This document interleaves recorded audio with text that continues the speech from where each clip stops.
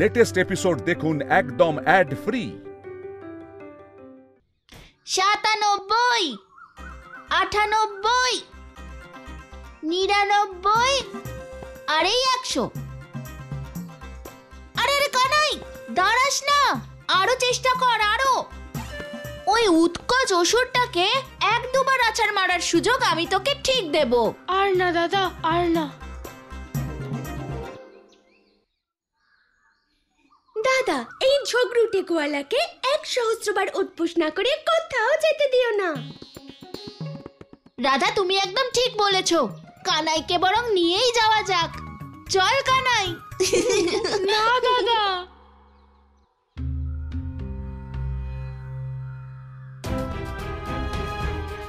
হে প্রভু, আমি কত ভালোবেসে কুল তুলেছিলাম, কিন্তু এই চণ্ডালিনীর কুল কেউ নিল না। প্রভু, আপনি নিন আমার এই কুল। আমার ভালোবাসা, আমার ভক্তিকে স্বীকার করুন প্রভু। যেরকম ভাবে ভক্তের ডাকে আপনি সাড়া দেন, সেইভাবে আপনি আমার কুল গ্রহণ করুন প্রভু।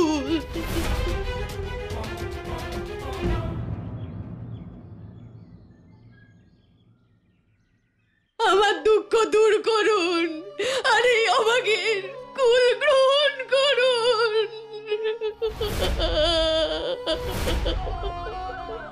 কাকি কাঁদছে কেন? কাকি? দাদা, চণ্ডালিনী কাকি এসেছেন। আরে কানাই, কানাই।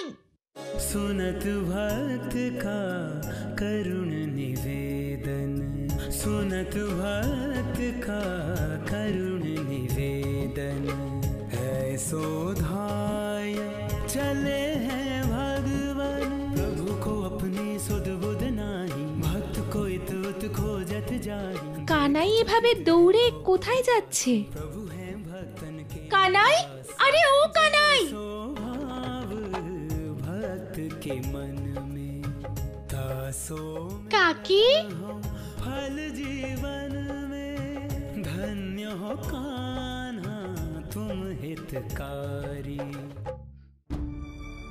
আমি চলে এসেছি কাকি, কুল নিতে। এই চণ্ডালিনীর কুল কেউ নেয়নি, তুমি আমার কুল নেবে? হ্যাঁ কাকি, আমি আপনার সব কুল নিয়ে নেব। আমি তো তোমাকে সব কুল দিয়ে দেব, কিন্তু তুমি মূল্য কি দেবে আমাকে? মূল্য? সেটা আবার কি কাকি? যখন কোনো বস্তুর বিনিময়ে অন্য কোনো বস্তু দেয়া হয়, তখন তাকে মূল্য বলে। কিন্তু কাকি, মা তো আমায় সব সময় মাখন খাওয়ায়, কিন্তু তার জন্য তো কোনো মূল্য চায় না। কেউ তোমার কাছে কোনো মূল্য না চাইলেও তুমি সব সময় সবার মূল্য মিটিয়ে দাও তোমার ভালোবাসা দিয়ে। তাহলে তুমি তোমার এই কাকির মূল্য মেটাবে না? প্রভু, আজ সেই সময় উপস্থিত। রাম অবতারে খাওয়ানো সেই এঁঠো ফলের ঋণ থেকে আজ ওনাকে মুক্ত করতেই হবে। কাকি, আমি আপনাকে মূল্য অবশ্যই দেব, আপনি অপেক্ষা করুন। যুগ যুগ ধরে যে সময়ের প্রতীক্ষায় আছি আমি, আজ সে সময় উপস্থিত। আজ আমাকে আমার পরম ভক্ত শবরীর জন্ম জন্মান্তরের ভক্তির ঋণ শোধ করতে হবে।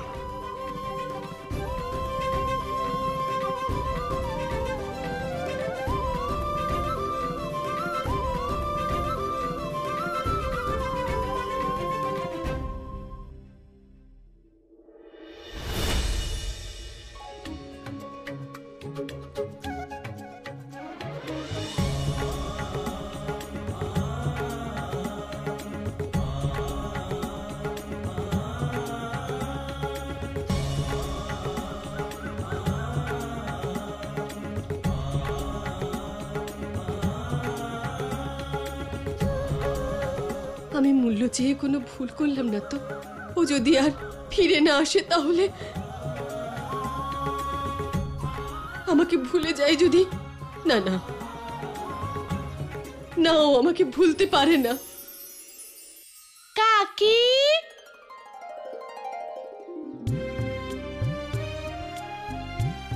কাকি, আমার আসতে দেরি হয়ে যায়নি তো কাকি? তুমি আগে এটা বলো, মূল্য এনেছো তুমি আমার এই কুলের?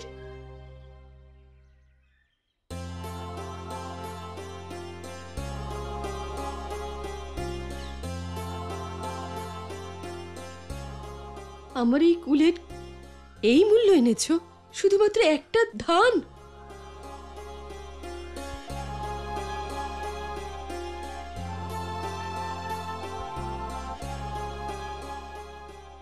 না কাকি, আমি তো গৃহ থেকে মুঠো ভরে ধান এনেছিলাম, কিন্তু আস্তে আস্তে সব ধান পড়ে গেছে। শুধু এই একটা ধানই আনতে পেরেছি। এর বদলে আপনি আমাকে কুল দেবেন না কাকি? কাকি, আমি আপনার সব কুল চাই, একটা কুলও যেন থেকে না যায় কাকি। দেবেন তো কাকি আমাকে সব কুল? কেন দেব না বাবা? তোমার জন্যই তো আমি এই কুল এনেছি, এই সব কুল তোমার।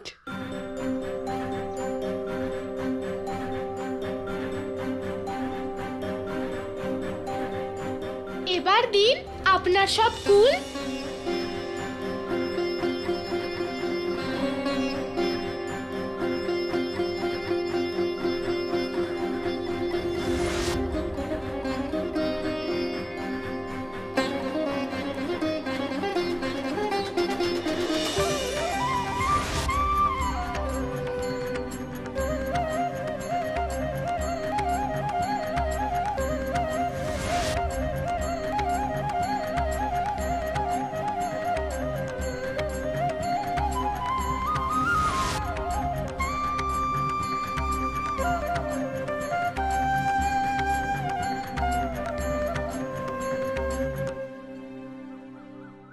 আমি সব কুল দিয়ে দিলাম।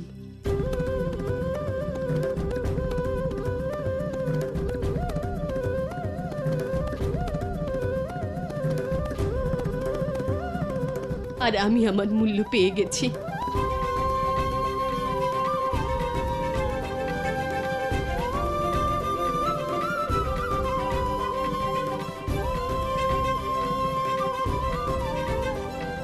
এবার আমি আসি।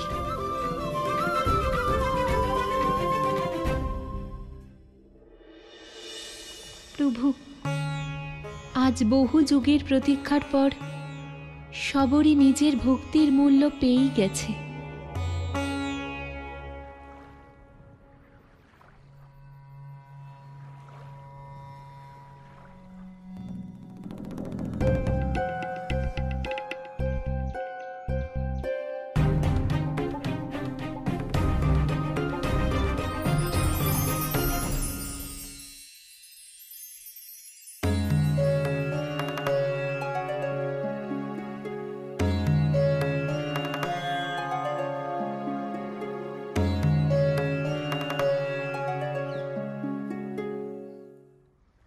এ কি, সবরীকে আপনার পরম পদ দেওয়া উচিত, যাতে ও মোক্ষ লাভ করে, আর আপনি আপনার পরম ভক্তের সঙ্গে মায়া করলেন। এটা কোনো মায়া নয় দেবী, বরং সবরীর অন্তিম পরীক্ষা। কোনো মানুষই ততক্ষণ মোক্ষ লাভ করে না যতক্ষণ তার হৃদয়ে বিন্দুমাত্র মায়া অবশিষ্ট থাকে। এখন এটাই দেখার যে সবরই কি বেছে নেয়, মায়া নাকি মোক্ষ। প্রভু, আমি তো তোমার স্মরণে থাকতে চেয়েছিলাম, আমাকে এই মায়া কেন দিলেন? চাই না আমার এই মূল্যবান সোনা, এ নিয়ে আমি কি করব? তোমার মায়া তোমাকেই অর্পণ করলাম প্রভু। চাই না আমার এই মায়া, চাই না আমার এই সোনার ধান। আমি শুধু তোমার স্মরণে থাকতে চাই প্রভু, আমি শুধু তোমার স্মরণে থাকতে চাই প্রভু।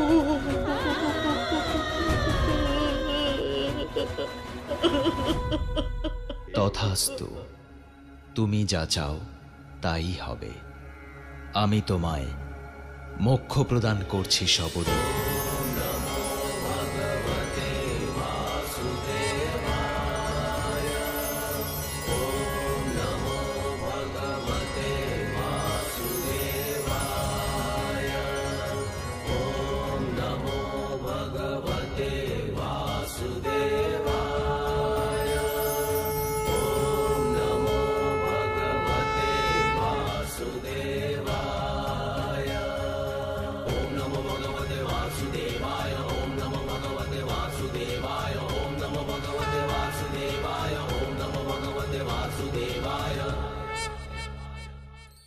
त्यागे मोह विसारे माया, यही मोक्ष का एक उपाय। मुक्ति का मार्ग नहीं हो दुष्कर, भक्ति में यदि मिल जाए ईश्वर। जपे निरंतर जो हरि नामा, ताहे मिलहि परम श्री धामा। त्यागे मोह विसारे माया।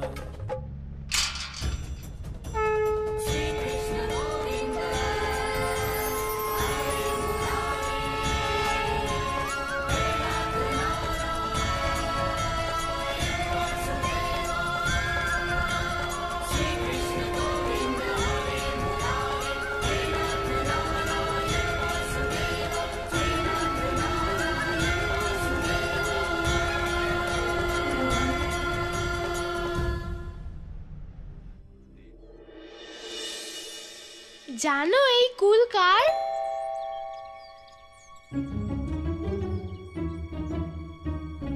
শ্মশানবাসী চণ্ডালিনী কাকির। আমি ওনার সব কুল নিয়ে এসেছি।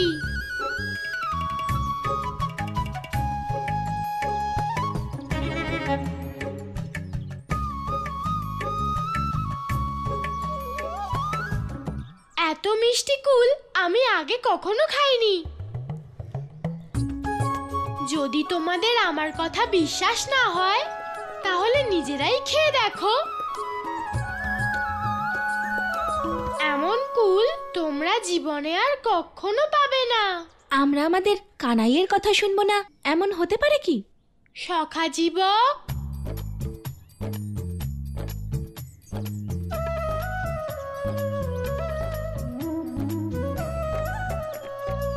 গোপিনী, এমন কুল তোমাদের বর্ষানাতেও পাওয়া যায় না। খেয়ে দেখো, পরে যেন বলো না যে কানাই তোমাকে দেয়নি।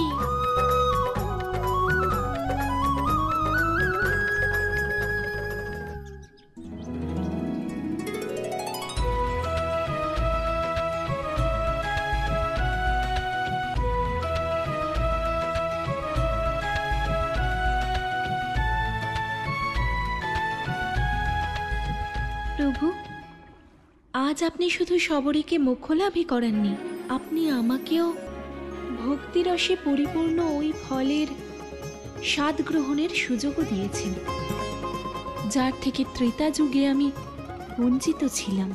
শবরীর এমন ভক্তি ও নিষ্ঠায় পরিপূর্ণ এই ফলগুলোর থেকে বেশি সুস্বাদু এই সংসারে আর কিছুই হতে পারে না। নারায়ণ নারায়ণ। আপনি সত্য বলেছেন দেবী।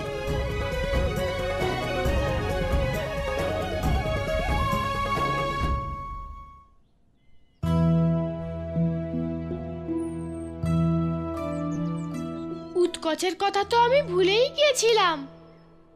এখন তাড়াতাড়ি দাদাকে নিয়ে যমুনার পাড়ে যেতে হবে।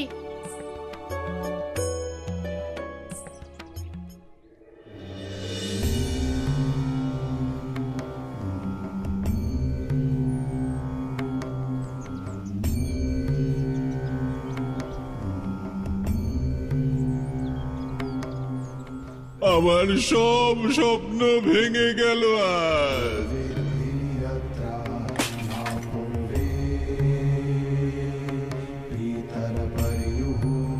অস্থির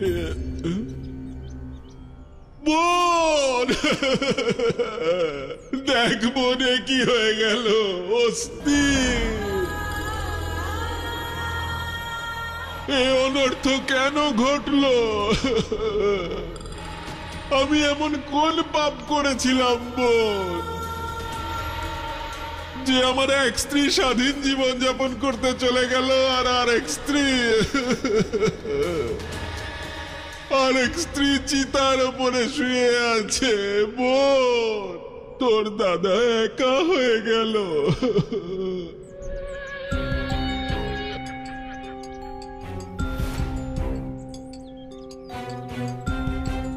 তোর দাদার জন্য তোর চোখ থেকে এক ফোঁটা জল বেরোচ্ছে না। আরে একটু তো কাঁদ। তুমি নিজের স্ত্রীকে নয়, নিজের সৌভাগ্যকে হত্যা করেছো কংস। তোমার স্ত্রীদের ভালো কর্মের ফলে তুমি এখনো পর্যন্ত জীবিত আছো, কিন্তু এখন নিজের দুর্ভাগ্যকে নিজেই আহ্বান জানিয়েছো। ওকে আমি হত্যা করিনি, ওর মৃত্যুর কারণ তুই আর তোর স্বামী। পাপী কংস, নিজের অপরাধকে আমাদের উপরে চাপানোর চেষ্টা করো না। বসুদেব, ক্রোধ থেকেই তো পাপের জন্ম হয় মহারাজ। আমি চাই না যেভাবে আজ আমি আমার স্ত্রীর জন্য চোখের জল ফেলছি, কাল তুমিও সেভাবেই তোমার স্ত্রীর জন্য চোখের জল ফেলো।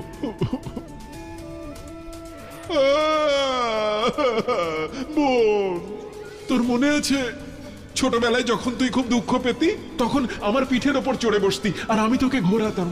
এখন আমি দুঃখ পেয়েছি, তোরও তো আমার জন্য কিছু করা উচিত।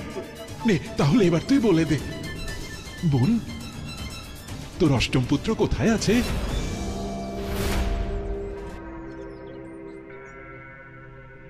দেবকী,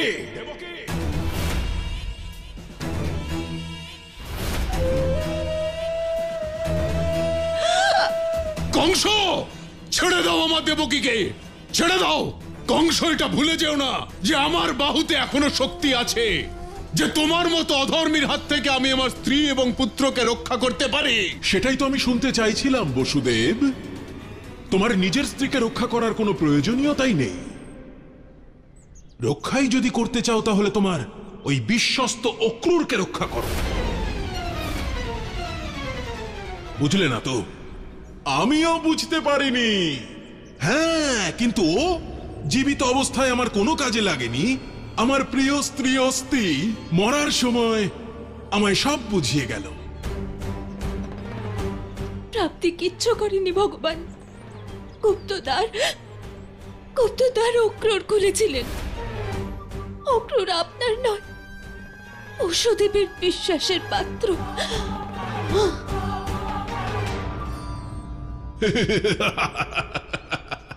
অক্রূর, তোমার বিশ্বাসের পাত্র অক্রূর। ওকেও মুক্তি দেবার সময় এসেছে। ঠিক এমন করেই জীবন থেকে মুক্তি। যদি সত্যি তোমার বাহুতে শক্তি থাকে তাহলে বাঁচাও তোমার অক্রূরকে। বোন,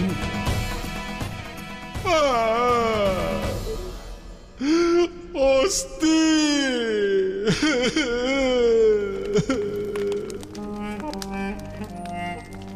বলো কংস, কংস বলো, মুক্ত হয়ে স্বর্গে চলো।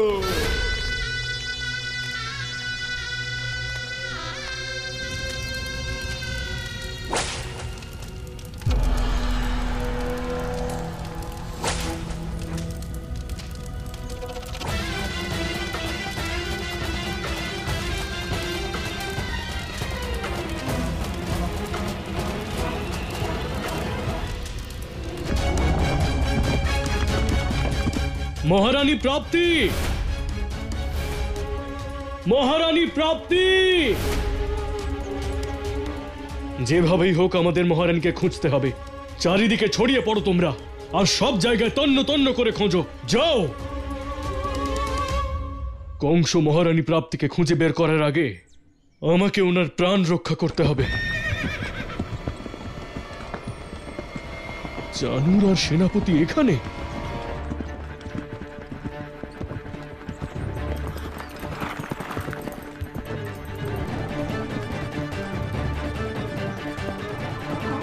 মহেশমতির শুভচিন্তক, এখান থেকে পালিয়ে যাওয়ার কোনো গুপ্ত পথ নেই।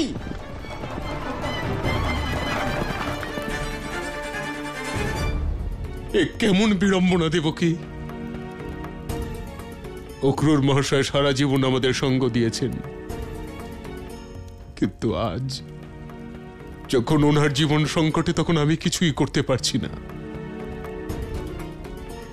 জীবন আর মৃত্যুর আজ এই লড়াইয়ে উনি একা দেবকী, সম্পূর্ণ একা। এতদিন তো বেঁচে গেছে, কিন্তু এবারে আরো রক্ষে নেই। ধরো কে!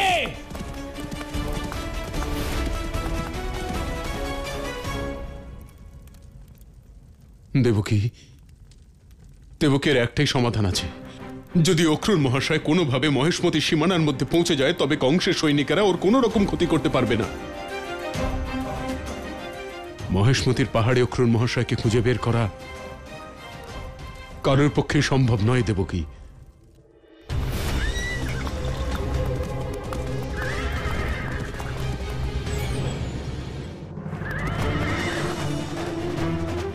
জয় ভবানী! ওই বিশ্বাসঘাতককে মহেশমতির সীমানায় পৌঁছানোর আগেই ধরতে হবে আমাদের।